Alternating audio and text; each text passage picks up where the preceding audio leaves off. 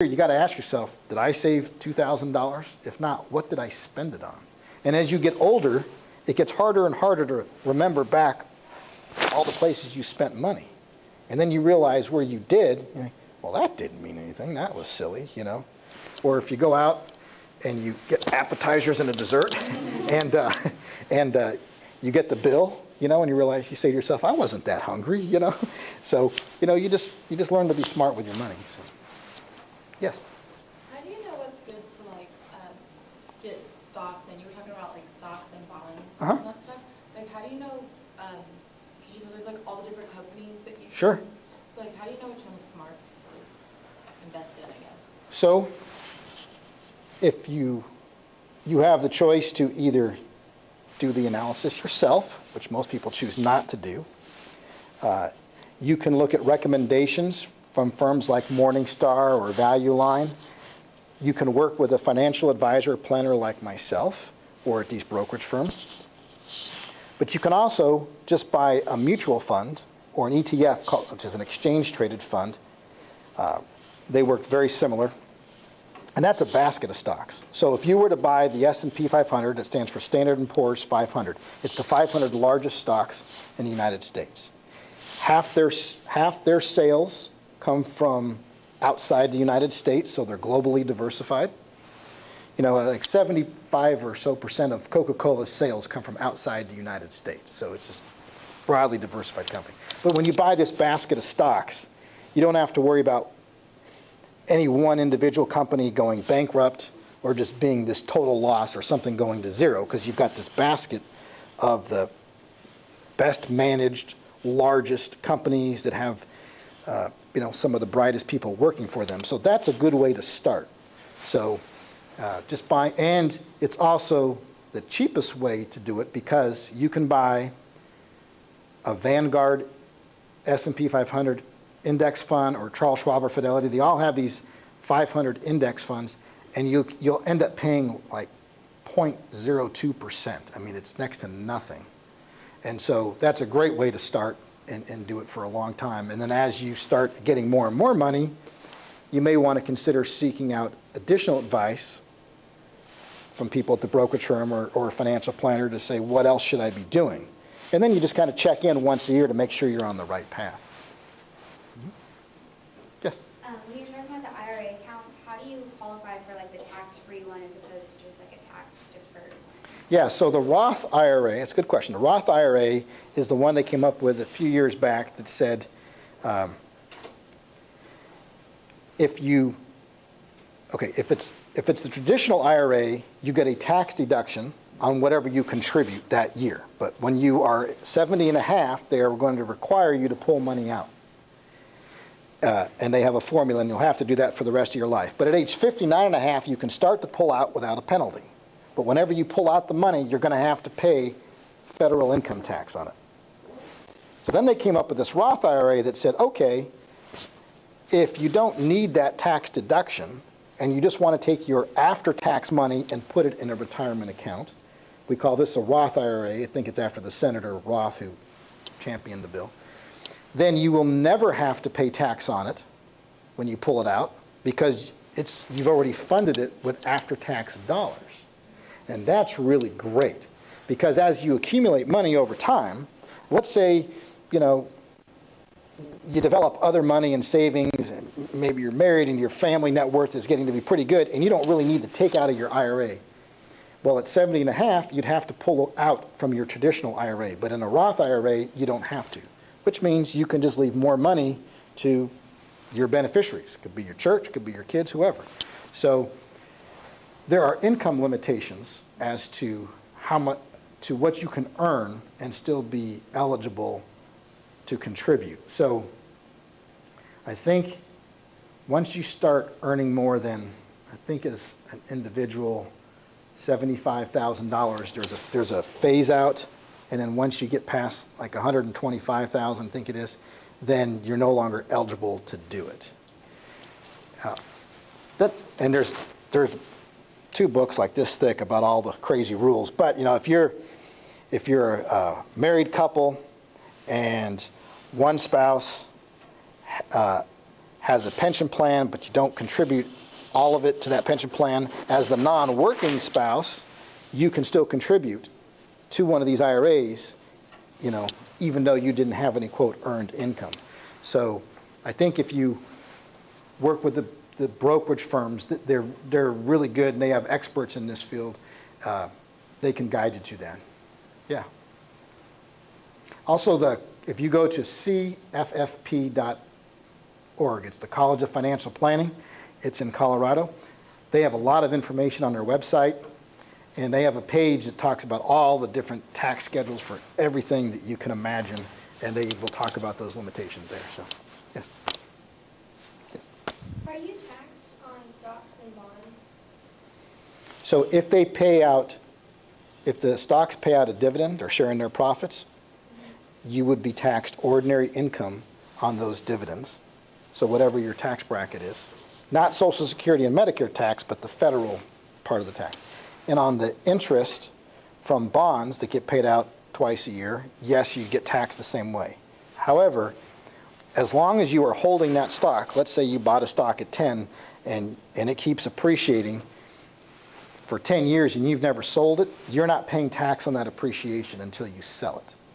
But once you do sell it, you're charged at a capital gains rate, which is about half the rate as to what the ordinary income tax rate is. So you're encouraged, as long as you hold that investment for a year or longer.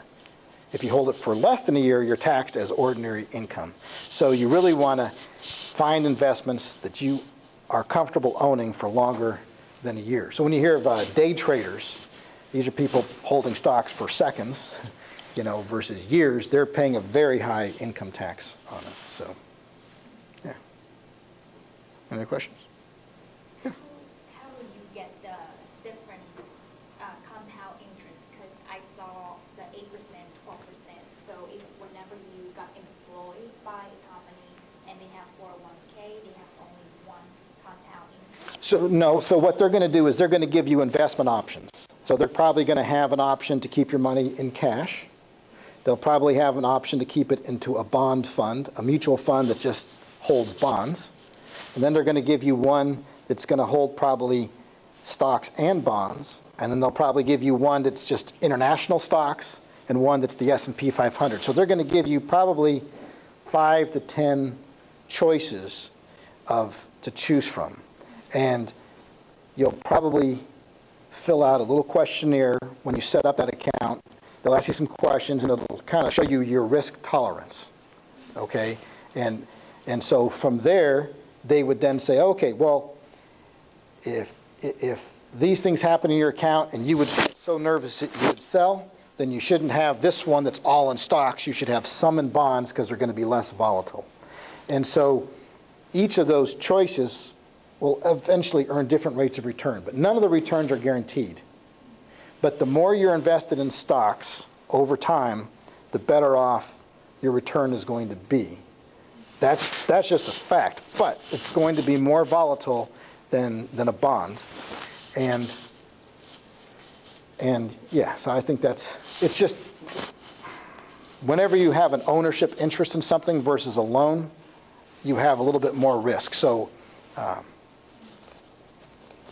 as an owner of a home, for the people that put a down payment and that couldn't pay their mortgage, they owned the home, but when they couldn't afford the mortgage, they lost their home, including their down payment and any equity that had built up in the house, any profit that had built up. But the lender still got their loan back because they took back the house, they had this asset that they could resell, and in most cases still had enough to get their loan back. So as a lender, you get a priority interest. And if you're making a loan to a company, you're making a loan to Microsoft, and Microsoft is having real problems, and they were to have to file bankruptcy, all the bondholders would get paid first. All the owners of the stock would get a pro rata share of whatever's left over, which probably wouldn't be much. So bondholders, because they get a priority claim on the assets of the business, in theory, well, and in practice, have less risk by owning the bond than by owning the stock. However, I would say if your time horizon is longer than 3 or 4 years, then you're probably better off most cases, owning the stock versus the bond. So, yeah. Yes? What types of things should you consider when choosing like an investment account? Like what type of account you should? I would say, first, try to save a couple $1,000s just in cash for your rainy day fund, in case you get that flat tire or speeding ticket, right? And then start putting money away into these retirement accounts. Now, you can't pull that money out before age 59 and a half if it's in a retirement account without a 10% early withdrawal penalty. Except if you're going to be a first-time home buyer, you can pull it out without the extra penalty, as long as you're buying a home, or if it's going to educational expenses, or it's going to cover medical expenses that are greater than 7.5% of your adjusted. So there's a few categories where they allow you to take money out of your IRA account early if you make those investments. Otherwise, you got to wait till 59 and a half. But I would fund the retirement accounts first, whether through your employer or through these IRAs, because your money is growing tax-free or tax-deferred, and if they're paying out dividends, so if you bought General Motors today, they have enough profits that they're paying a dividend, and it has a yield right now, dividend yield, of about 5%. So, you put $100 in there, and the General Motors, they're going to give you a nickel, right? But if it's in a taxable account, just a regular individual personal account, you're going to pay income tax on that 5% dividend. But if it's in the retirement account, you don't pay any tax on that. And so that allows you to really grow your money a lot faster as it's tax deferred. The other great thing about retirement accounts is that the IRAs in the state of Texas are protected from creditors for up to $1 million. So you get sued for whatever reason, God forbid a car wreck or whatever it is, you're going to file bankruptcy, they cannot touch your IRA in the state of Texas up to $1 million. If it's in one of the company-sponsored plans where it's a 401k or a 403b, those types of plans are governed by federal law, and those are guaranteed up to whatever amount that's in there. O.J. Simpson, you all heard of O.J. Simpson, right? Okay. Just in my group, but okay, you've heard it. So O.J. Simpson had a few $1 million in his pension plan, in his retirement account. And while he got sued and lost all of his money everywhere else, they could not, for all those charges, they could not touch his pension plan because that's protected from creditors and lawsuits. And so as you move on with life, one of the things you want to do is start thinking not only how to accumulate your wealth, but the more you accumulate, you want to start thinking, how do I protect what I have?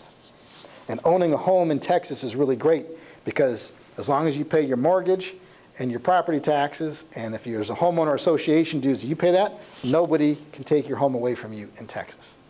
It's up to the full value. In California, it's only protected up to about $50,000. So if the home is worth more and you get sued, they can take the difference. But in Texas, great real estate laws.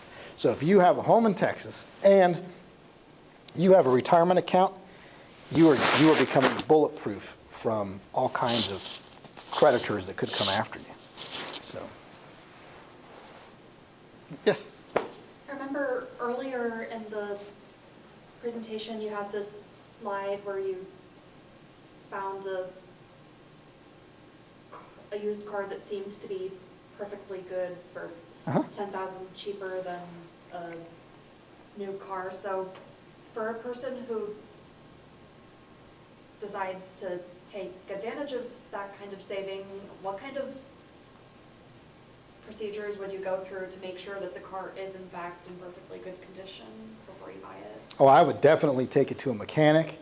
At a place like CarMax, and they are a public company where you can buy stock in that company, they have made their reputation on giving a warranty for 3 years. They have some 140 points to check off that the car is in good condition. But I would definitely check that out to make sure that it is good. If you do it from a private party, you'd want to have the private party follow you to your mechanic and have them check it out just because you want to make sure you're not buying a lemon, that's for sure. Absolutely. All right, now I made a list where is it? Of books. Not that you don't have enough to read here already, but I've read a lot of books over the years, and what you start to realize is that a lot of books, they're really a waste of paper.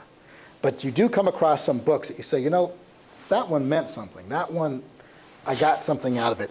And so these are books, they're not all financial books.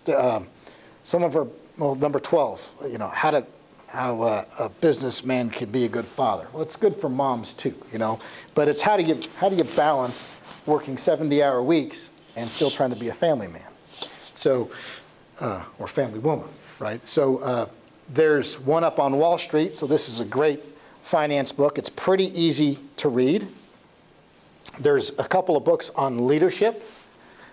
There's some How to Win Friends and Influence People by Dale Carnegie, and How to Enjoy Your Life and Job by Dale Carnegie. Those are just truly classic books.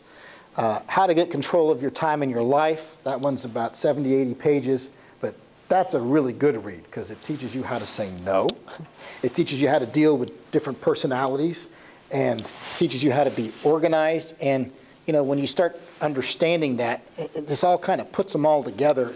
They're really good reading. And probably these are the kind of books that if you read them once every 5 years as you get older and you have more life experience, the books will actually you'll get different meaning out of them over time. So yeah, anyway, so there's the handout for you. And if you'd like any parts of these slides, just ask Rachel and she'll get them to you. So, all righty, thank you very much. Good luck.